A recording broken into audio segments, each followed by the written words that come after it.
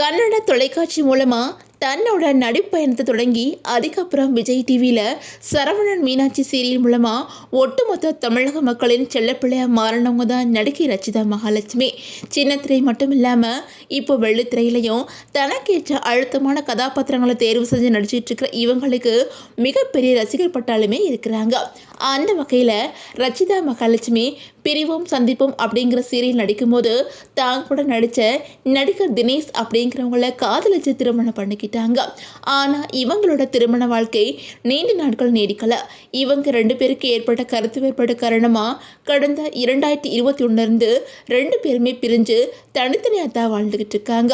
சில வருஷங்களுக்கு முன்னாடி ரச்சிதா தன்னோட கணவர் தினேஷ் தன்னை மிரட்டுறதாகவும் ஆபாசமாக மெசேஜ் அனுப்புகிறாங்க அப்படின்னு சொல்லிட்டு போலீஸ் ஸ்டேஷனில் அதிரடியாக புகாருமே கொடுத்திருந்தாங்க.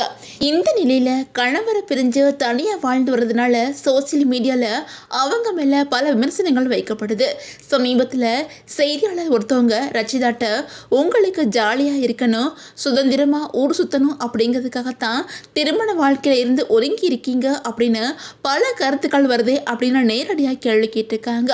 அதுக்கு பதிலளிச்ச ரச்சிதா என்ன சொல்லியிருக்காங்க அப்படின்னா, என்னோட உலகத்தை நானே உருவாக்க நினைக்கிறேன். எனக்கு பலருக்கு உதவி பண்ணுறதுக்கு ரொம்ப பிடிக்கும். நிறைய பரிசுகளை மற்றவங்களுக்கு கொடுக்கறது ரொம்ப பிடிக்கும்.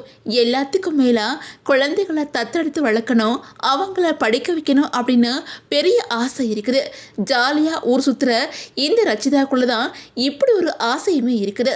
இதையெல்லாம் நான் சுதந்திரமாக செய்யணும் அப்படின்னா நான் தனியாக தான் இருக்கணும். இது எல்லாத்துக்காகவும் தான் நான் எனக்கென தனியான ஒரு உலகத்தை உருவாக்கி வாழ்ந்துட்டுருக்கேன் அப்படின்னு சொல்லியிருக்காங்க. இவங்களோட இந்த பேட்டி இப்போ சோசியல் மீடியாவில் வைரலாகி வந்துக்கிட்டு இருக்குது.